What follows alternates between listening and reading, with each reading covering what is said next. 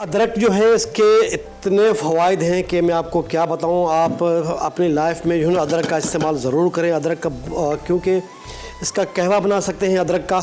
और इसको जो है तकरीबन 2 गिलास पानी में आप इसको डालें। अदरक का एक टुकड़ा जो है इतना सा, इससे भी आधा टुकड़ा आप अदरक का ले लें और उसमें क्या करना है आपने 2 गिलास पानी डाल के उसको पकाएं।